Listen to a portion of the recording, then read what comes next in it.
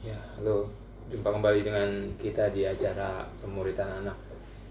Eh, Materinya masih diambil dari Alkitab bergambar anak. Ini kita sekarang masih di Lukas 2. Yesus dibawa ke bait Allah. Yesus dibawa ke bait Allah. Yusuf dan Maria membawa Yesus ke Yerusalem. Mereka mempersembahkannya kepada Tuhan. Di Yerusalem ada seorang laki-laki bernama Simeon. Roh Allah telah berkata kepadanya bahwa ia tidak akan meninggal sebelum melihat Yesus.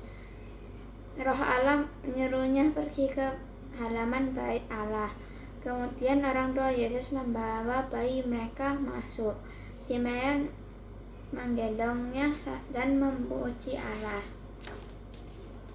Di sana juga ada nabi perempuan bernama Hana. Hana sudah tua. Dia tidak pernah meninggalkan bait Allah. Dia selalu berdoa siang dan malam. Hana menghampiri keluarga Yesus. Dia sangat bersyukur kepada Allah. Yusuf dan Maria kembali ke kampung halaman mereka. Yesus pun bertambah besar dan makin bertambah kuat. Dia sangat bijaksana. Dia sangat diberkati Allah.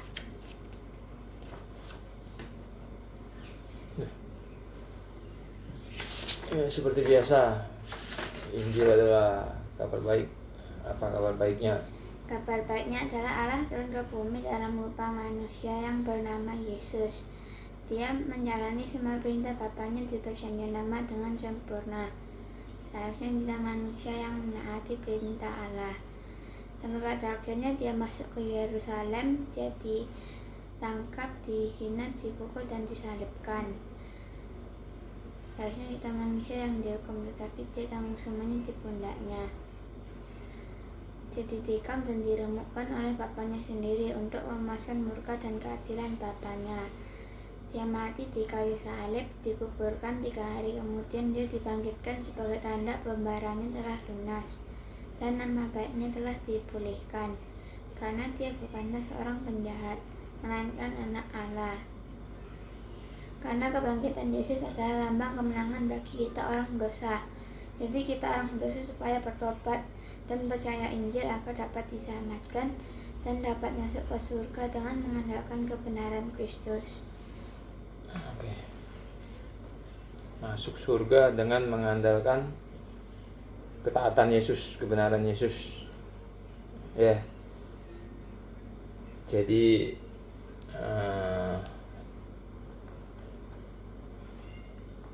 ketika genap waktu pentahiran menurut hukum Taurat Musa, mereka membawa Yesus ke Yerusalem untuk menyerahkannya pada Tuhan seperti ada tertulis dalam hukum Tuhan, semua anak laki-laki sulung harus dikuduskan bagi Allah. Ya, ingat kan? Allah turun ke dunia dalam nama Yesus, yang bernama Yesus. Dia lakukan semua perintah Bapaknya dengan sempurna. Dia taati semuanya, termasuk ini. Disunat hari ke-8, terus dikuduskan bagi Allah, dibaptis. Itu semua hukum-hukum di Perjanjian Lama. Baptis itu sudah ada di agama Yahudi, Perjanjian Lama. Jadi Yesus tuh harus mentaati itu semua. Hukum-hukum di Perjanjian Lama, perintah-perintah Allah yang tertulis di Perjanjian Lama. Dulu juga ada di Perjanjian Lama tuh ada hukum tertulis, ada hukum yang bersifat verbal. Enggak tertulis tapi diucapkan, tapi itu kebanyakan tradisi. Gitu loh. Itu ada kitabnya lagi. Ya, jadi kita diselamatkan oleh ketaatan Yesus. Kematian dia di kayu salib itu ya ketaatan dia, termasuk ketaatan dia. Itu dia harus menggenapi apa yang tertulis di Perjanjian Lama. Semua sudah dinubuatkan, sudah diramalkan. Gitu. Jadi Yesus itu tinggal mentaati. Tapi bukan berarti mungkin kamu bisa mikir, oh kalau gitu Yesus tinggal baca perjanjian lama, dia tinggal ngikutin aja. Jadi kayak bisa dimanipulasi gitu. Ya kan, dia tinggal, misalkan ada ramalan yang mengatakan dia harus datang ke Yerusalem disiksa, ya kan. Nah, kan dia tinggal ngikutin toh. Betul nggak? Seperti diatur gitu. Tapi kan nggak mungkin juga gitu. Karena ada tentara Romawi yang menyiksa dia, ada orang Yahudi yang menyiksa dia, gitu. Ada yang mengkhianati dia, Yudas, macem-macem. Jadi nggak bisa dibilang itu semua bisa-bisanya Yesus atau itu semua adalah sengaja dibuat-buat oleh Yesus supaya dia bisa dikatakan menggenapi perjanjian lama. Itu nanti kamu akan bertemu dengan pertanyaan seperti itu. Biasanya itu dari agama seberang. Kamu tinggal jawab, ya nggak mungkin juga. Itu orang Roma, tentara-tentara Roma, orang-orang Yahudi, semua yang mengkhianati dia, bla bla bla bla bla. Apa itu semua direkayasa? Kan nggak mungkin. Berarti semuanya itu sudah rencana Tuhan, rencana Allah.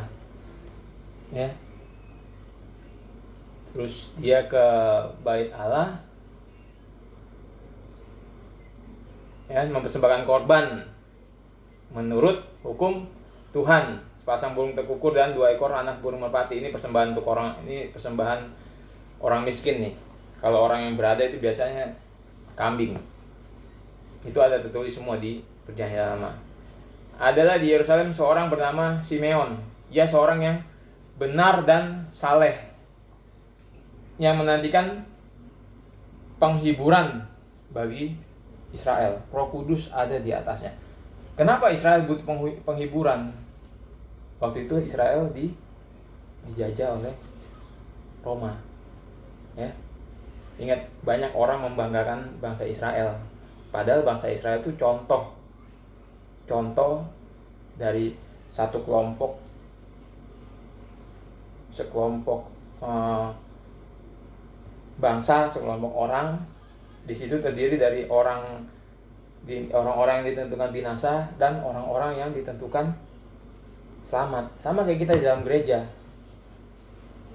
Satu kelompok ini ada yang ditentukan binasa, ada yang ditentukan selamat. Nah, di sini kita melihat 2 orang yang ditentukan selamat, Simeon sama Hana. Banyak orang membanggakan orang Israel. Tapi kalau kamu lihat perjalanannya, sebetulnya nggak ada yang bisa dibanggakan dari orang Israel. Mereka dibuang, ya, balik, nggak lama dijajah sama Roma, terus dihancurin, terus baru merdeka tuh tahun berapa itu, ya. Sampai sekarang, sampai hari ini mereka punya pemerintahan tuh gagal. Ngerti? Itu Perdana Menterinya tuh udah pengen diganti lagi, ribut, minta dipilih ulang. Jadi sebenarnya nggak ada orang membanggakan Israel tuh nggak ada dasarnya, cuman karena mereka itu bangsa yang dipilih oleh Allah. Itu pun Allah memilih mereka bukan karena kehebatan mereka, tapi karena kemauan Tuhan. Itu dari pihak Tuhan. Tuhan pilih Israel itu sepenuhnya dari pihak Tuhan, bukan karena Israel itu sudah hebat lah apalah segala macam, enggak gitu. Ya, jadi ya Papi bukan anti Israel, tapi kita juga nggak bisa terlalu membanggakan Israel. Seperti Papi selalu mengajarkan, nggak ada orang hebat di dalam kekristenan. Ngerti? Kita semua sama. Yang hebat itu Yesus. Ya. Kita cuma dompleng doang. Jadi nggak usah sombong. Ya. Nggak ada ya nggak usah terlalu dibanggakan lah bangsa Israel itu, ya. Apalagi mereka itu begitu, ya mereka begitu itu karena dosa, bulak balik jatuh dalam dosa. Tapi di sini ada orang seperti Simeon, ya, benar dan saleh, ya. Semua orang beragama itu selalu rindu, selalu punya tujuan dan motivasi dibenarkan di hadapan Tuhan, dianggap benar di hadapan Tuhan. Tapi itu nggak mungkin. Kalau kamu mau dianggap benar di hadapan Tuhan, kamu harus melakukan semua perintah Tuhan dengan sempurna. Di sini Simeon dikatakan benar dan saleh itu bukan karena dia itu di mata Tuhan sempurna, enggak ada orang sempurna. Tapi karena dia ini lebih ketimbang orang-orang di sekitar dia lebih kelihatan benar dan kelihatan saleh ketimbang orang-orang di sekitar dia, gitu. Makanya dia dianggap benar dan saleh. Tapi nggak sempurna, nggak suci. Satu-satunya yang bisa suci, yang bisa benar di hadapan Tuhan tuh hanya Yesus. Karena itu kita itu kalau mau diselamatkan, kita kalau mau masuk surga, kita harus berlindung di balik kebenarannya Yesus. Ya. Jadi kalau dikatakan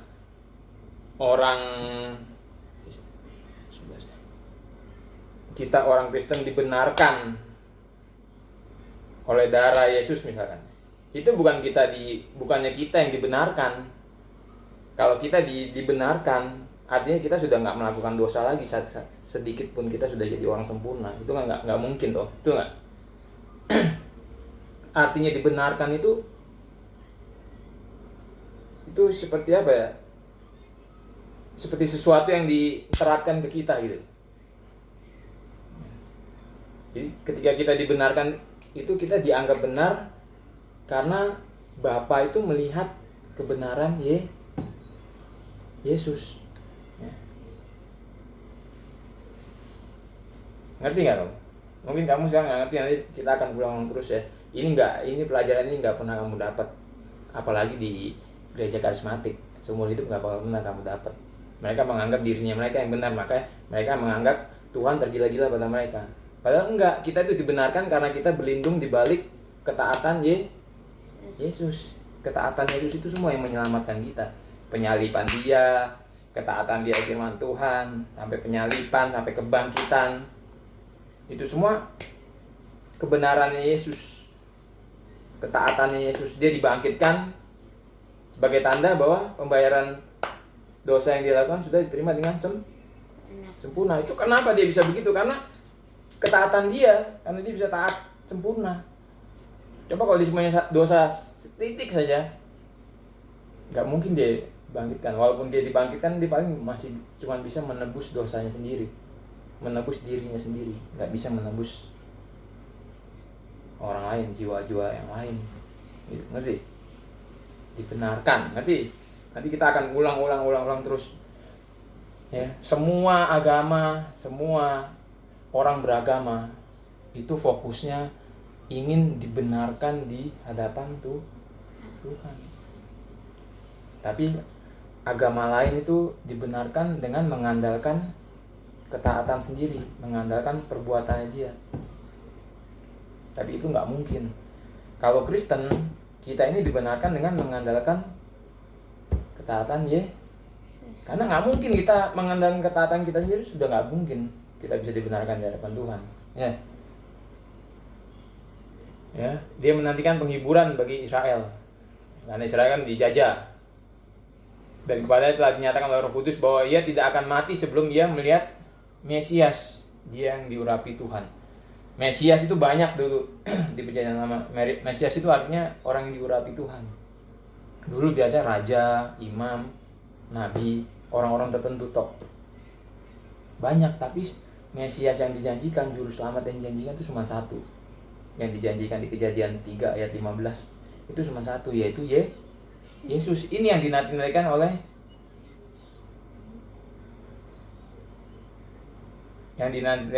yang dinyatakan Roh Kudus kepada Simeon bahwa ia tidak akan mati sebelum ia melihat Mesias, dia yang diurapi Tuhan.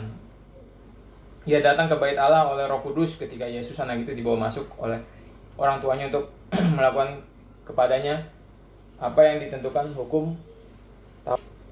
Ya, ayat 28, dia menyambut anak itu dan menantangnya, diangkat Yesus sambil memuji Allah, katanya, "Sekarang Tuhan, biarkanlah hamba-Mu ini pergi dalam damai sejahtera sesuai dengan firman-Mu."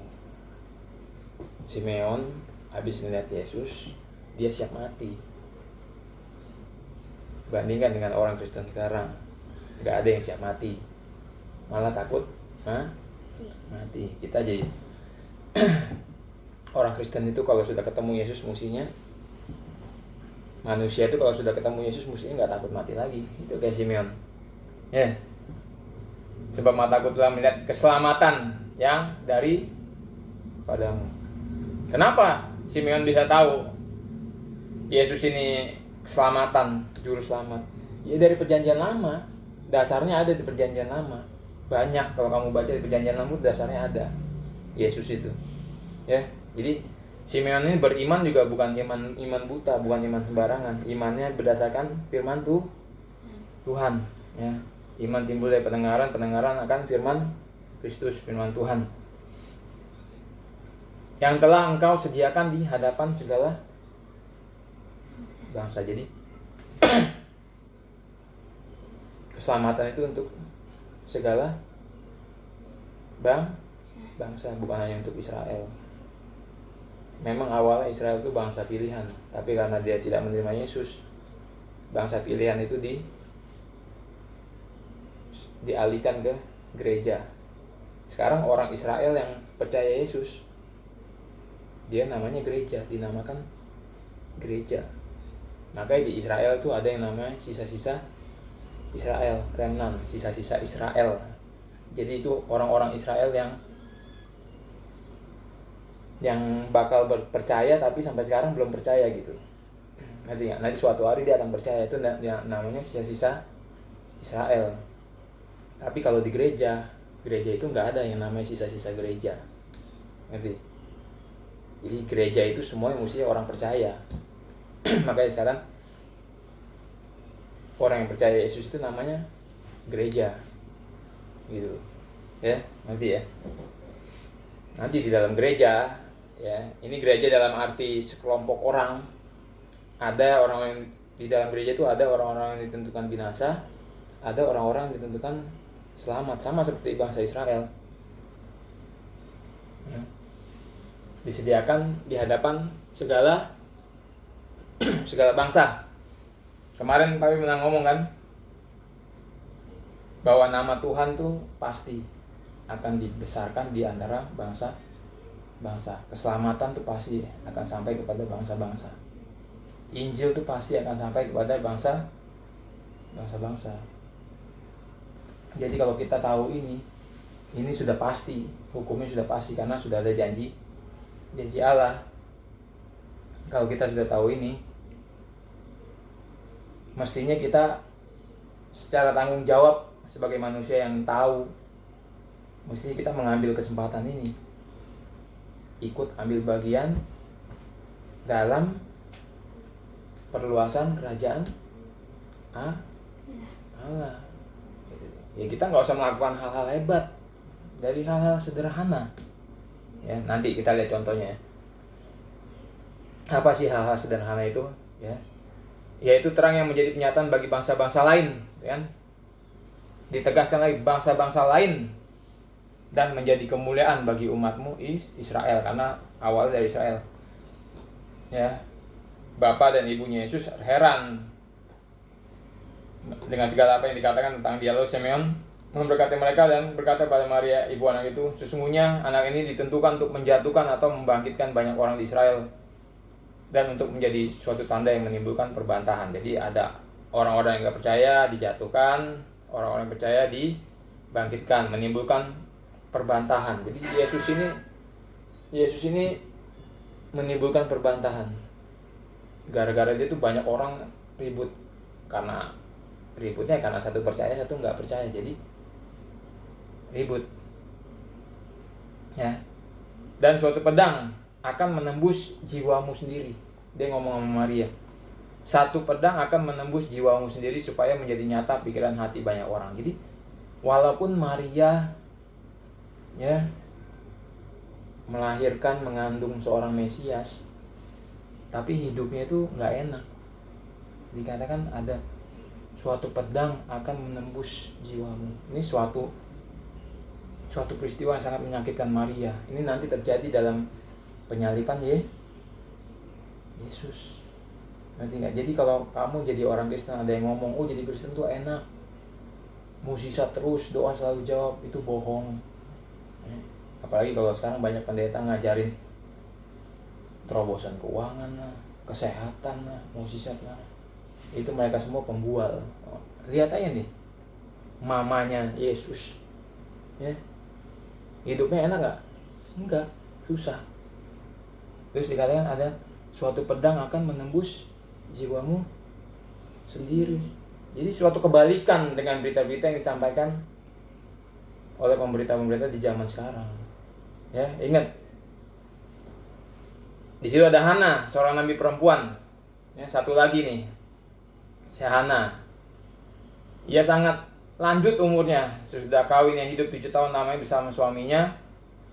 Dan sekarang ia janda berumur 84 tahun.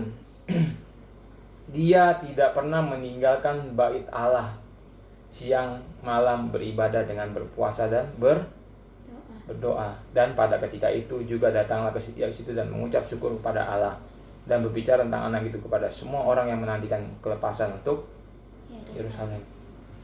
Hana umur 84 tahun, nggak pernah meninggalkan bait Allah, siang malam beribadah dengan berpuasa dan berdoa. Ini baru, kalau menurut papi, ini iman yang hebat tuh gini. Iman yang hebat itu bukan ketika kamu berdoa minta mukjizat terus terjadi mukjizat, kamu berdoa minta kesembuhan terus terjadi kesembuhan. Setiap kamu berdoa dijawab Tuhan, setiap kamu berdoa dijawab Tuhan. Itu bukan iman yang hebat.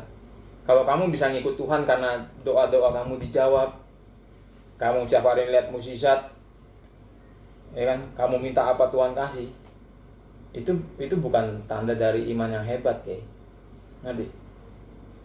Itu bukan tanda kamu seorang percaya sama Tuhan yang hebat, bukan. Iman yang hebat itu ya, kalau kamu berdoa tentang sesuatu bertahun-tahun Tuhan gak jawab-jawab, tapi kamu tetap doa, tetap percaya walaupun Tuhan gak jawab doa kamu. Kamu tetap doa sampai doa kamu dijawab. Sama kayak Hana, 84 tahun nggak pernah meninggalkan bait Allah, siang malam beribadah dengan puasa dan berdoa. Pasti kan ada yang dia minta, betul nggak? Belum dijawab, tapi dia tetap berpuasa, doa. Ini baru namanya iman yang hebat, hidup dalam iman, namanya iman yang hidup. Ngerti ya? Kalau kamu cuman setiap kali doa dijawab, mukjizat ini sembuh apa segala macam, tapi kamu tetap ikut Tuhan dengan perkara-perkara seperti itu namanya bukan sesuatu hebat. Malah sekarang kayak begitu dibanggain orang. Enggak. Kalau kamu bisa tetap percaya walaupun doa kamu nggak dijawab, itu baru namanya hebat. Kayak si Hana. Dan akhirnya pada suatu ketika juga datanglah Yesus itu dan mengucap syukur pada Allah dan berbicara tentang anak itu kepada semua orang yang menantikan kelepasan untuk Yerusalem. Hana ketemu Yesus, mengucap syukur. Kamu kalau kenal Yesus ya harus mengucap syukur. Dan berbicara tentang anak itu kepada semua memberitakan Yesus. Kita nggak perlu melakukan hal hebat, tapi kita bisa memberitakan Yesus ke semua Itu hal-hal yang sederhana, ya. Mengucap syukur dan memberitakan Injil. Betul gak? Karena Injil itu Tuhan Yesus akan menjadi penyataan bagi bangsa-bangsa lain, akan dikenal segala bangsa. Keselamatan itu telah disediakan. Jadi keselamatan itu sudah disediakan Tuhan, itu anugerah, gak perlu kita susah payah mencari.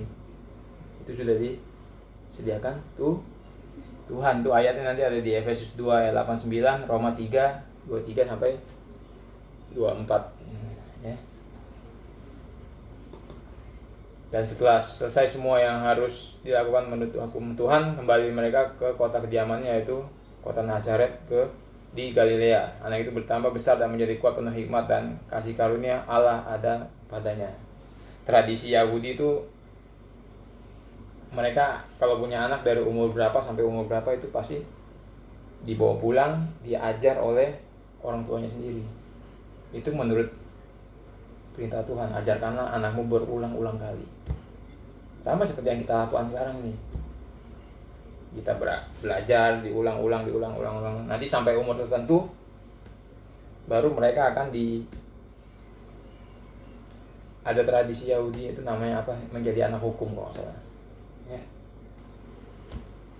Nanti Yesus juga kayak gitu. Oke. Besok kita ke Matius 2 ya, orang Majus mengunjungi Yesus. Ada pertanyaan nggak? Nanti ya.